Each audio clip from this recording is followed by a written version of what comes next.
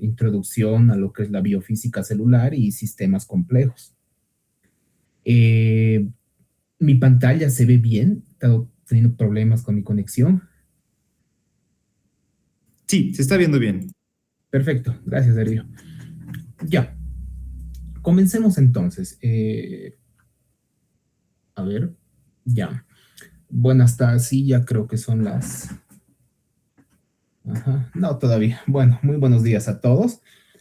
Hoy voy a hablarles acerca de lo que es la caracterización de la dinámica caótica en el modelo de neurona de Chialbo.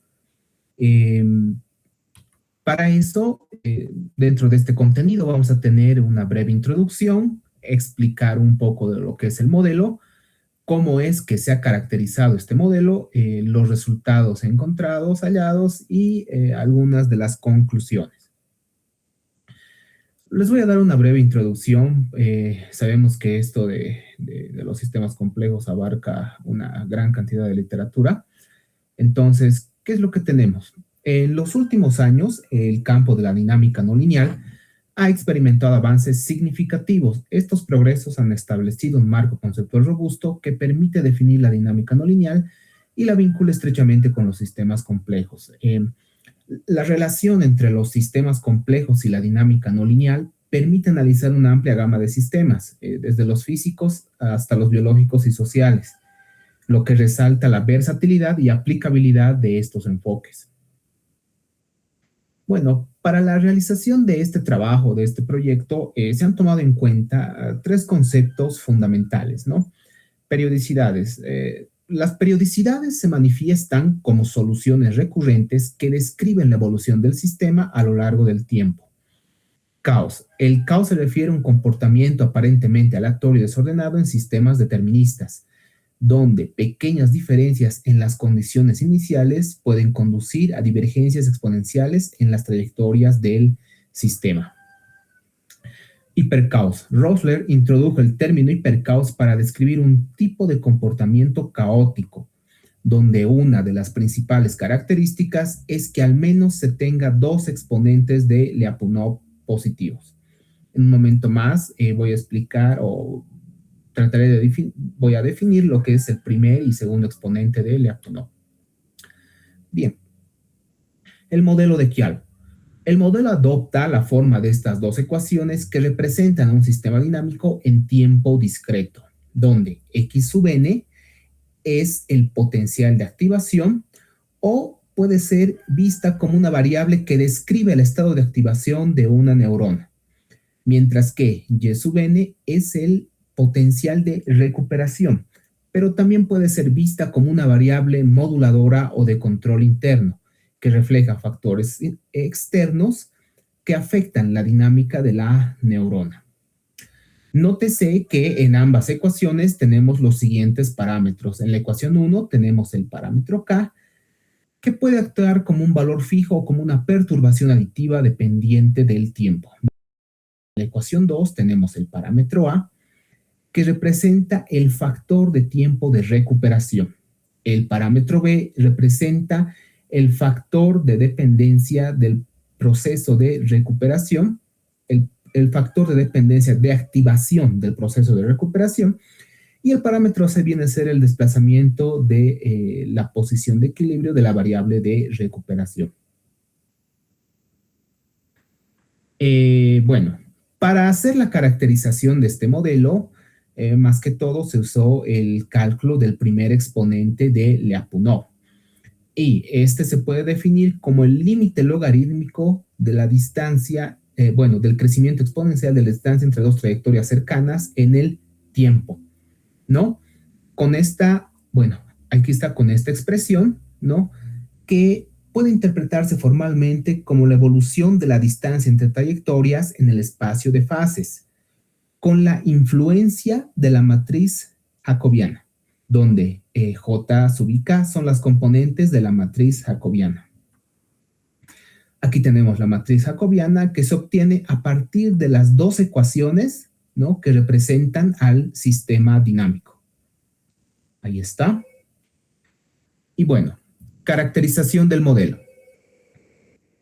Consecuentemente, la ecuación, o sea, el primer exponente de la Lyapunov puede escribirse como, o bueno, puede escribirse de esta manera y por lo que podemos decir que el primer exponente de Lyapunov mide la tasa promedio a la que dos trayectorias que parten de condiciones iniciales infinitesimalmente cercanas convergen o divergen en el espacio de fases. Esta expresión que vemos aquí describe la evolución, ¿no?, de la dirección de una perturbación infinitesimal en un sistema dinámico. Eso tiene que ver con las trayectorias que pueden ser afectadas por pequeñas variaciones en las condiciones iniciales. Caracterización del modelo. El segundo exponente de Lyapunov se calcula promediando, ¿no?, el logaritmo del determinante de la matriz jacobiana a lo largo de la órbita, por lo que el segundo exponente de Lyapunov puede definirse como el promedio del logaritmo natural del determinante de la matriz jacobiana menos el primer exponente de Lyapunov.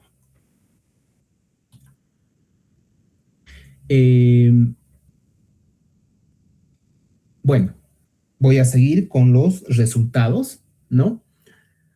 Mi análisis del modelo de neurona de Chialbo comienza con la construcción de estos planos de parámetros, ¿no? B versus A, en términos del primer exponente de Lyapunov, donde gracias a un escaneo biparamétrico se identificaron estas dos regiones, 1B y 3A. Nótese que cada plano de parámetros incluye una barra de colores en la parte superior que nos muestra, o bueno, representa al primer exponente de Lyapunov en cada punto del plano de parámetros. Darío, si me disculpan un ratito, por favor, es una emergencia, un minutito. Está bien, no te preocupes. Por favor, disculpen a la organización, todo. Bueno, mil disculpas. Estábamos presentando lo que son los resultados, ¿no? Voy a explicarles los resultados. Mi análisis del modelo de neurona de Chialbo, nuevamente recapitulando, comienza con la construcción de estos planos de parámetros B versus A en términos del primer exponente de Lyapunov, donde gracias a un escaneo biparamétrico pudo identificarse estas dos regiones, 1B y 3A. Nótese que cada plano de parámetros posee, ¿no?, en la parte superior una barra de colores que representa al mayor exponente de Lyapunov en cada punto del plano de parámetros. Los colores cálidos hacia el rojo indican comportamientos caóticos. Los colores fríos hacia la izquierda indican comportamientos más regulares, describen dinámicas más regulares, como ser comportamientos periódicos o cuasi periódicos. Estas dos regiones detectadas representan comportamientos específicos en los planos de parámetros, como ser la detección de periodicidades, y también en la región 3A se pudo identificar los posibles comportamientos hipercaóticos. Más adelante voy a explicarles del porqué de ese posible comportamiento y qué es lo que a esos, atractores los caracteriza para poder decir que pueden ser hipercaóticos. La ampliación de esta región 1B es este plano de parámetros donde podemos observar una cuadrícula de romboides que representa una estructura autosimilar, lo que sugiere la presencia de propiedades pseudofractales en estos planos de parámetros. Para realizar la caracterización por periodicidades, se seleccionó esta región denominada 1C, cuya ampliación es este plano de parámetros. Aquí podemos observar, de igual manera en el plano de parámetros A, se identificó una zona de cuasi periodicidad y podemos ver en esta parte, ¿no?, un aumento consecutivo de periodicidades en pasos n+1, lo que sugiere comportamientos de tipo regular. Y aquí también podemos ver un aumento de periodicidades en pasos n+2. Esto está atribuido más que todo a cambios bruscos, no así esto que viene a ser en pasos consecutivos n más 1, que están atribuidos más que todo a cambios graduales. Bien, dentro también de esta región se seleccionó dentro de este plano de parámetros, se seleccionó esta región denominada 1D, cuya ampliación es este plano de parámetros. Esto con el objetivo de observar estas figuras que ven acá, llamadas camarones primarios, que están organizados en celdas contiguas, y también puede observarse esas franjas donde se ve esas transiciones, ¿no? De comportamientos. Bueno, aquí más que todo es esa alternancia del comportamiento caótico, ya casi pasando al comportamiento caótico.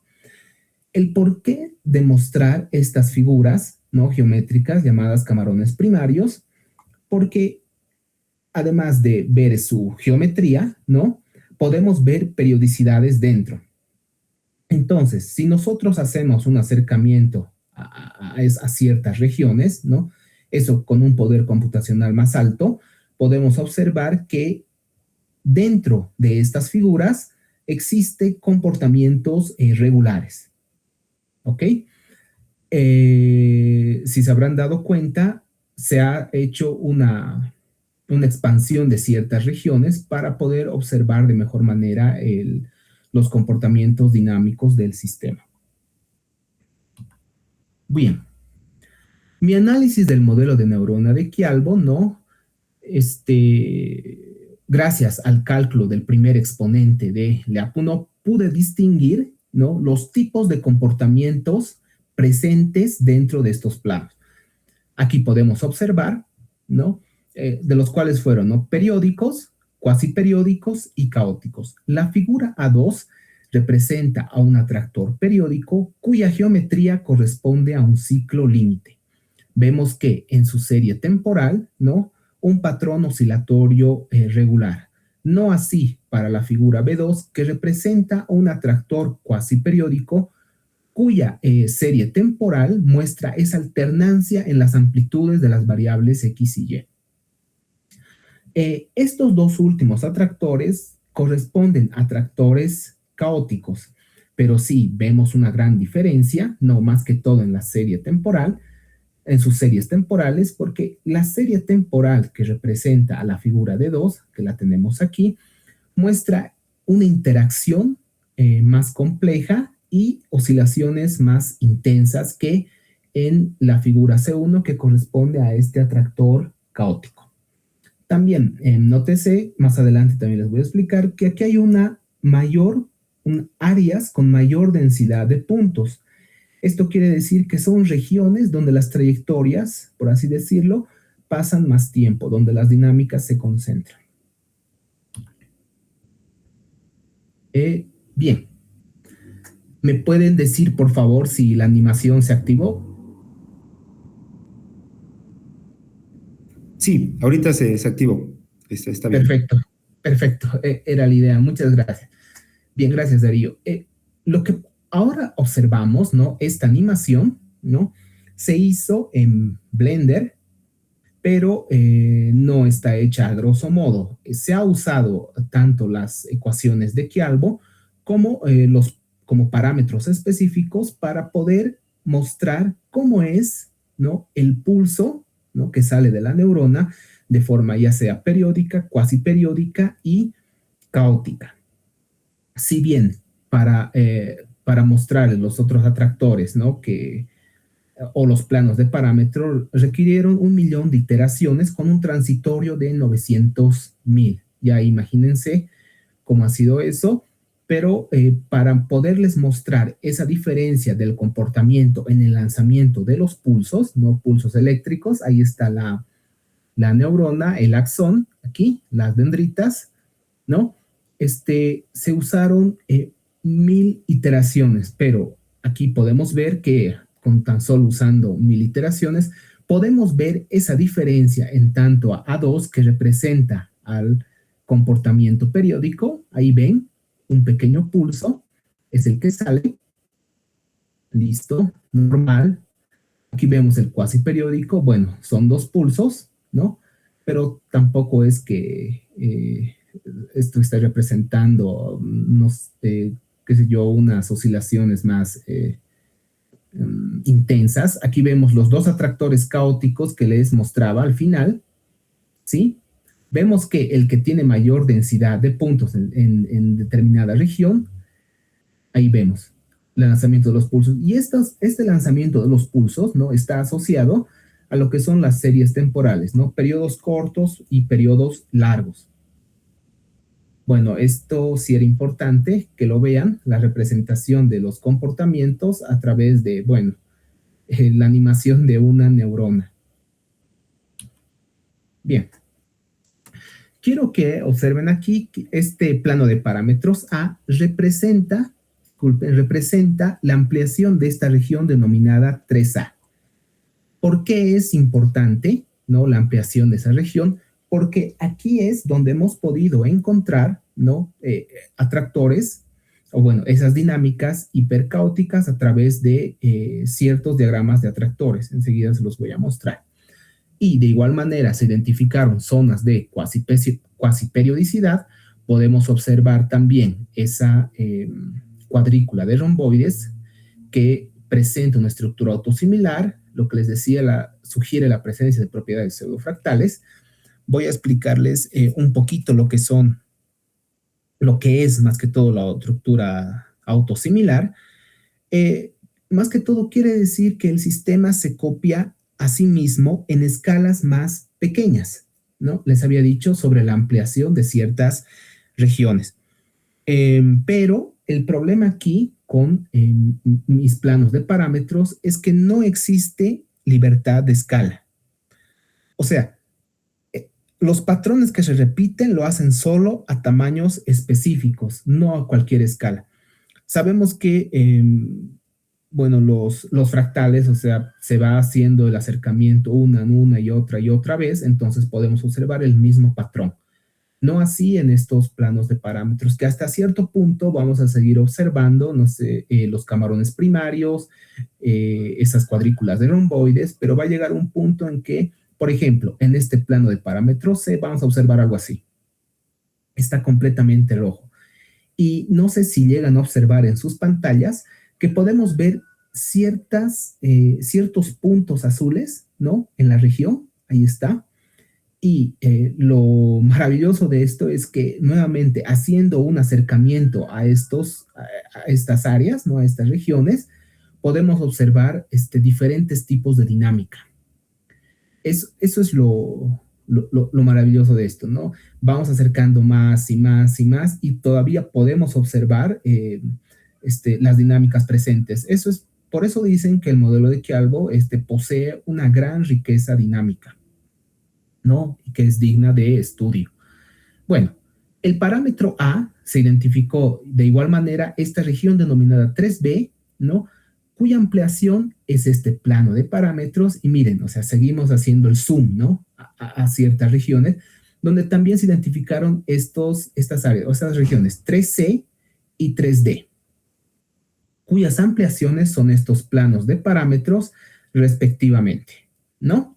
Ahora, dentro de estos planos de parámetros están ubicados estos puntos blancos en forma de cruz que representan a esos atractores con posibles dinámicas hipercaóticas. Nótese que en el plano de parámetros C, ¿no? Donde aparecen estos atractores, aparecen en zonas de transición. Les había mencionado que el color rojo, ¿no? Denotaba comportamientos de tipo caótico. No así el color azul, que denotaba dinámicas más regulares, comportamientos periódicos y cuasiperiódicos. Estos atractores están ubicados en esas zonas de transición, miren, entre dos franjas azules. Y para este plano de parámetros D podemos observar, ¿no? De igual manera que los atractores representados con puntos blancos están ubicados entre franjas, ¿no? Amarillas. Pero aquí muestra ya esa alternabilidad del comportamiento caótico. O sea, son valores, ¿no? Mayores a cero, son primer exponente del Lyapunov mayor a cero, ¿no? Que está variando en lo que se refiere a su comportamiento caótico. Ahora, bueno, los 6 primeros atractores pertenecientes a este plano de parámetros C, aquí está, fueron representados en diagramas de puntos y diagramas de líneas, junto con sus respectivas series temporales. Ahí está. Ustedes pueden decirme del porqué de la representación de estos 6 atractores, cuya geometría es, bueno, bastante similar, ¿verdad? Lo que se pretendía mostrar en este trabajo es que haciendo pequeños cambios en las condiciones iniciales, podemos observar en las series temporales que ninguna es igual a la otra. Ahí lo tienen. Se puede distinguir claramente que ninguna es igual a la otra. Entonces, en sus series temporales vemos esa alternabilidad en las amplitudes, frecuencia y que distingue a los atractores. A primera vista uno dice, no, parecen iguales, ¿no? Parecen iguales. Pero una vez que sacamos las series temporales, no son iguales. Entonces, las trayectorias, si bien al final vamos a obtener este tipo de atractores, el movimiento de estas trayectorias para ningún atractor va a ser igual. De igual manera, vamos a ver ciertas áreas con mayor densidad de puntos, que es donde las trayectorias pasan más tiempo, y en los atractores cuya representación es con líneas, donde observemos mayor superposición de líneas, es donde ahí podemos ver que las trayectorias o el sistema pasa más tiempo, no así en estas zonas, por ejemplo, donde las trayectorias son más dispersas. Bueno, ahí está. Ahora, se utilizó el criterio estadístico para analizar estos 6 primeros atractores con la construcción de diagramas de caja y bigote, tanto para el primer y segundo exponente de Lyapunov. Ahí está. ¿Qué observamos para el primer exponente de Lyapunov? Vemos esa estabilidad esperada con la coincidencia de su valor medio y mediana. No así para el segundo exponente de Lyapunov, cuya mediana es positiva en todos los casos. Les explico un poquito. El primer exponente de Lyapunov va a ir aumentando, ¿no? Hasta llegar a esa estabilidad esperada, dada el número de iteraciones y el transitorio que queramos darle. En mi caso, yo he usado 1.000.000 de iteraciones, ¿no? Con un transitorio de 900.000 para alcanzar esa estabilidad esperada, ¿no?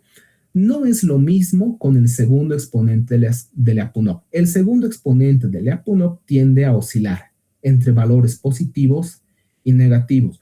Es por eso que se hizo este análisis estadístico, ¿no? Cuya mediana en todos los casos me salió positivo. Entonces vemos esa tendencia predominante hacia valores positivos, lo que ya es un rasgo característico, ¿no? De un atractor con posible dinámica hipercaótica. Bueno, para el análisis estadístico se usó una distribución gaussiana de 6 sigma, esto con el objetivo de poder observar lo que ven aquí, estos puntitos, ¿no? Estos valores atípicos que reflejan esa naturaleza errática y, como se dice, y extrema de las dinámicas. Entonces, aquí están los valores, ¿no? Para el primer, segundo y tercer cuartil, la mediana, porcentaje de outliers y el valor del primer exponente de Lyapunov. Bien. Los segundos atractores pertenecientes al plano de parámetros D fueron representados con estos atractores, ¿no? Negros, también en diagramas de puntos y diagramas de líneas. Pero hay algo que se puede observar en estas que presentan una mayor amplitud y una mayor dispersión. Si es que se fijan en este espacio de fases X y Y, ahí vemos, ¿no?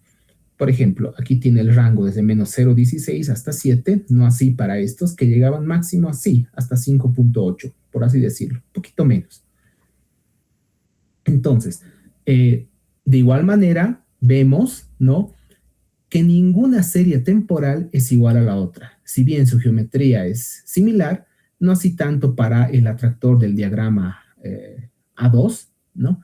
Que está un poco reducido en cuanto a su dispersión y amplitud, pero podemos observar aquí, una serie de puntos también. Es como que no se terminó de formar, pero ya presentaba ese tipo de características. Vemos también la representación con líneas, ¿no? Igual, aquí observamos mayor superposición de líneas, ¿no?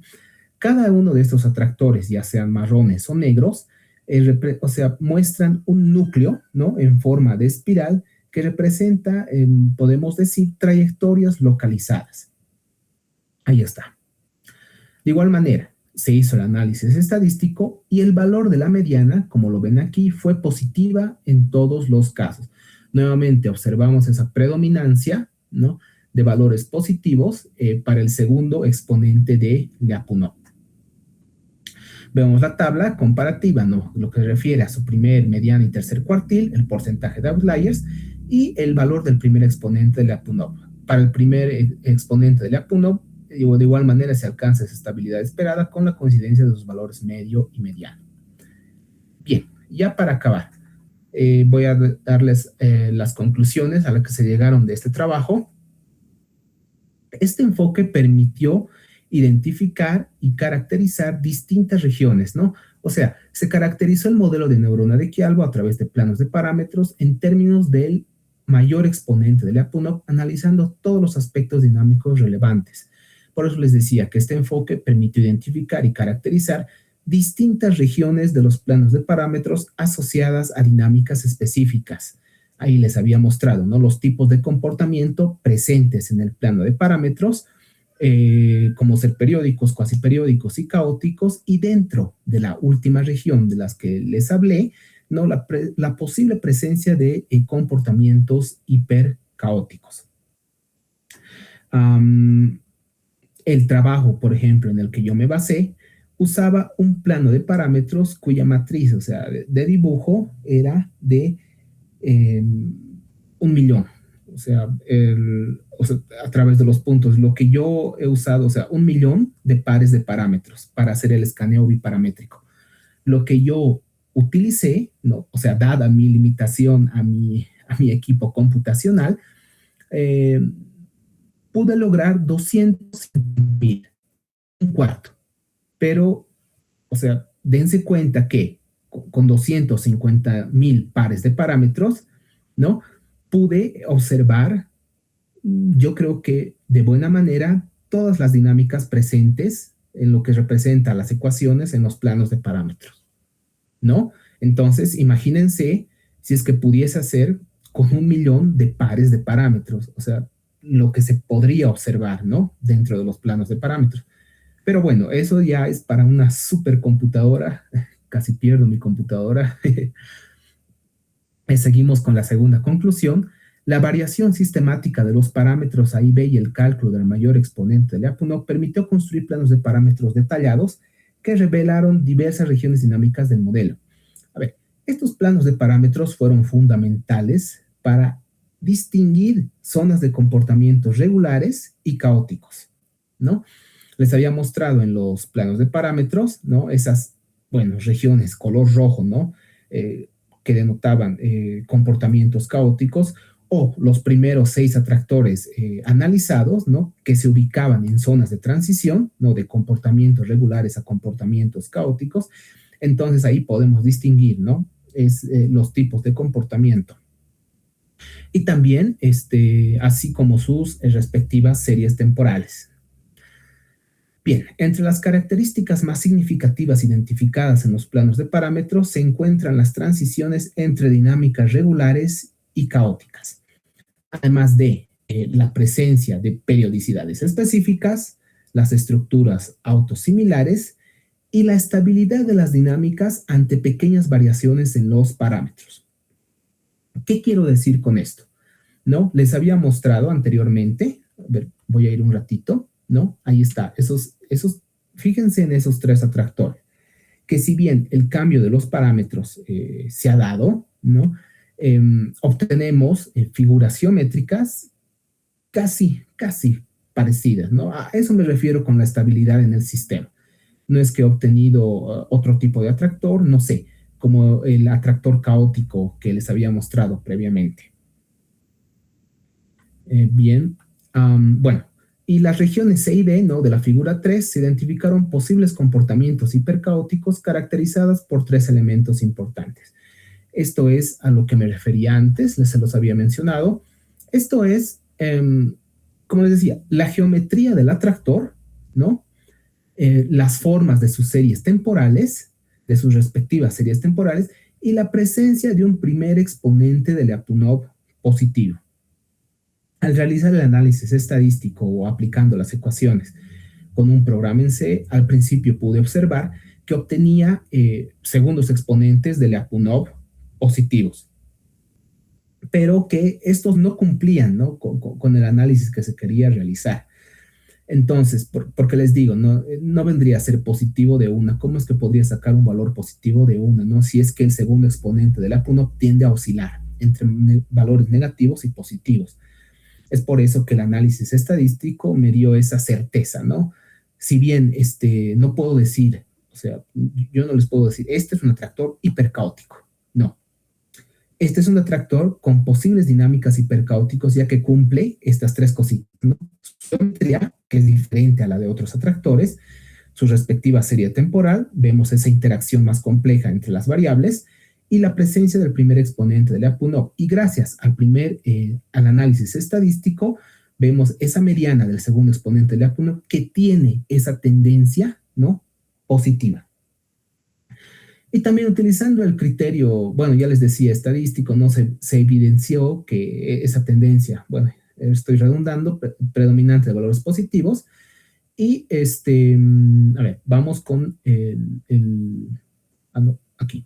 Los resultados obtenidos resaltan la utilidad de las herramientas numéricas y estadísticas como el cálculo de exponentes de Lyapunov y el análisis de periodicidades. Y investigaciones futuras podrían enfocarse en un análisis más detallado de las transiciones rápidas entre comportamientos regulares y caóticos. Para completar esta investigación, ¿no?, sería bueno los diagramas de bifurcación. Los diagramas de bifurcación me muestran o me señalan esas transiciones de una manera más precisa, ¿no?, de comportamientos regulares a comportamientos caóticos.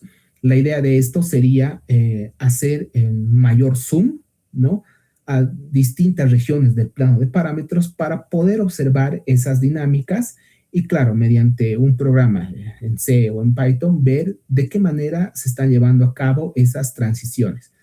Porque puede ser que las transiciones estén marchando, ¿no?, de manera regular y de repente, vemos de forma abrupta cómo es que esas transiciones pasan así en cuestión de segundos, ¿no?, de comportamientos regulares a comportamientos caóticos.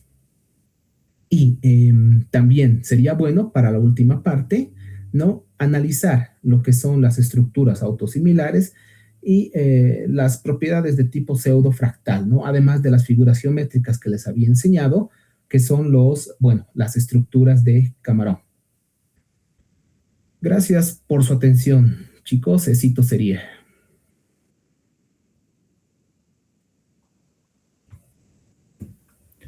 Perfecto, muchas gracias Pablo por la interesante charla y por la participación. Entonces ahora una vez más pasamos pues a una serie de preguntas. Si alguien tiene duda, tal vez podemos hasta un par por temas de tiempo. Estamos un poquito atrasados en ciertas cosas, pero igual, por favor, adelante. Si hay alguna duda o consulta, pues con gusto la responderá Pablo.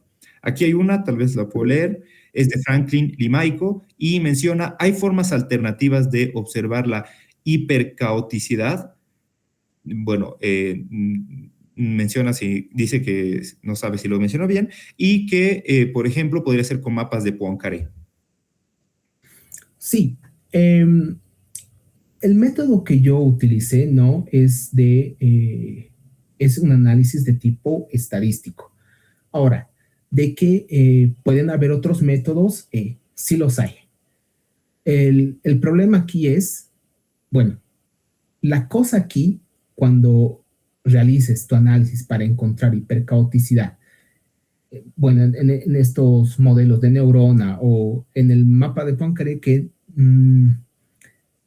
no estoy muy enterado de si podemos detectar hipercaoticidad por medio de ese mapa, Pero como les había mencionado antes, para encontrar hipercaoticidad se usa las ecuaciones del primer exponente de Lyapunov, no, los exponentes de Lyapunov, y mientras encuentre dos exponentes de Lyapunov, que es una de las principales características para ver si hay hipercaoticidad, entonces voy bien.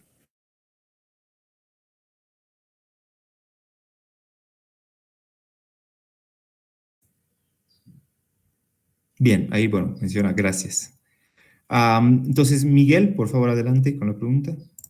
Podría decirte al respecto. Gracias Pablo por la interesantísima charla. Tengo una pregunta un poquito de orden técnico. Me han Sí. gustado muchísimo sus gráficos que has mostrado con los camarones y demás. Me imagino que tu computadora ha sufrido terriblemente para hacer esas cosas, ¿no? ¿Cómo es el paso que has utilizado para hacer esas integraciones o para hacer esos diagramas, digamos, en el espacio de parámetros? Y más o menos cuánto te ha costado hacer eso, digamos, en términos computacionales. Ya. Lo primero que se hace, ¿no? Es introducir estas dos ecuaciones. No sé si las pueden ver, tanto la ecuación 4 como la ecuación 5, ¿no? Y paso a paso va construyéndose los planos de parámetros. Como les decía, estos pueden ser, el mío, por ejemplo, corresponde a 250,000 pares de parámetros. Entonces, respecto a lo que me dices del nivel computacional que se requirió, para yo obtener, o sea, yo he ido midiendo, ¿no? Cuántos pares de parámetros mi computadora podía darme, o sea, en determinados tiempos. Al final, bueno, antes de que explote, ¿no? Pude obtener 250,000 pares de parámetros en 4 horas.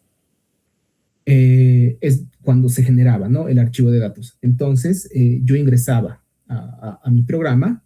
Estas son las dos ecuaciones más importantes ahí en mi programa, pero ojo, o sea, tienes que dar tanto los primeros parámetros, los parámetros A y B, que es lo que se ha ido modificando, no así las condiciones iniciales, tanto de X y Y, que ya estaban dadas, junto con el parámetro K y el parámetro C.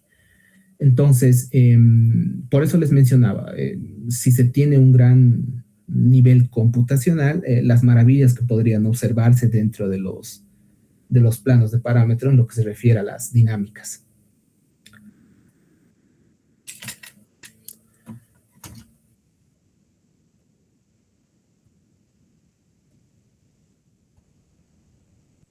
Hola.